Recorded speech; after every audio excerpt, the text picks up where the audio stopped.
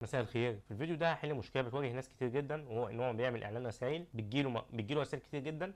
في منهم ناس بيشتروا وناس تانية ما بيكونوش اشتروا، دخلوا يسالوا بس على السعر. فانت هنا عايز تعرف الفيسبوك مين اللي اشتروا منك عشان يجيب لك ناس شبههم. ان انت لو ما عرفتوش فهو بالتالي هو مش عارف مين اللي بيشتري منك ومين ما بيشتريش منك، فعمال يجيب لك رسائل وخلاص. فانت ازاي بقى تعرفه ان الناس دي هي اللي اشترت منك الناس التانية ما اشتروش منك؟ ده بنعمله بطريقه بسيطه جدا. تمام، قول علينا احنا بنفتح ميتا بيزنس سيوت كده وندخل على الانبوكس على رسائل. فاحنا هنقول مثلا ان العميل ده اشترى مننا. فاحنا بنعمل ايه؟ اول حاجه بنضغط على علامه كريت اوردر من هنا. انت لو رافع كتالوج يفضل ان انت ترفع كتالوج. تمام، الكتالوج ده بيبقى مجموعه منتجات بتعملهم في الفيسبوك، وهو بيكون عارف المنتجات اللي انت بتبيعها. فانا هنا لو كتبت مثلا اي اسم منتج منافع في الكتالوج هيظهر لي هنا. تمام، هيظهر لي هنا. انا مش رافع، بس هعمل لك فيديو ازاي ترفع كتالوج منتجات. تمام، وازاي اصلا تعمل حمله اعلانات كتالوج. احنا هنقول ان احنا مش رافعين، فطالما احنا مش رافعين هنكتب هنا اسم المنتج، اي منتج، هنكتب مثلا ساعه، وهنحط هنا المبلغ بتاع الاوردر. تمام، هنكتب مثلا 1000 جنيه، وهنا تكتب اي حاجه مش مشكله وتكتب كريت اوردر. تمام،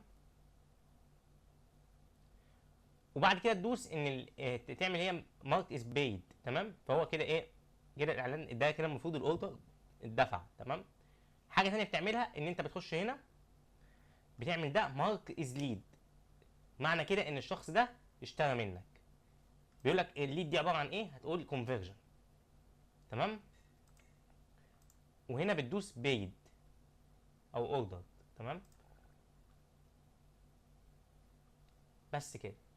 كده الفيسبوك عرف ان الشخص ده اشترى منك، يعني خلاص وصل له ان الشخص ده اشترى منك المنتج الفلاني.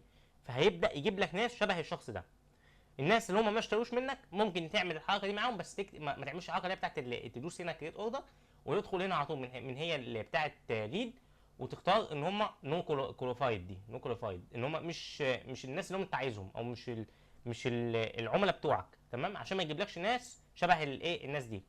خلاص، ده الموضوع بكل بساطه، مفيش اسهل منه. واللي اكتشفته ان الناس كتير قوي ما تعرفش المعلومه دي، يعني معلومه بسيطه بس مش عند ناس كتير. فيا ريت لو انا فدتك بالمعلومه دي ما تنساش تشترك في القناه. فلو انت عندك اي استفسار تقدر تكتبه في الكومنتس تحت، او تواصل معايا على الفيس او انستا. واشوفكم في فيديو جديد. شكرا ليك.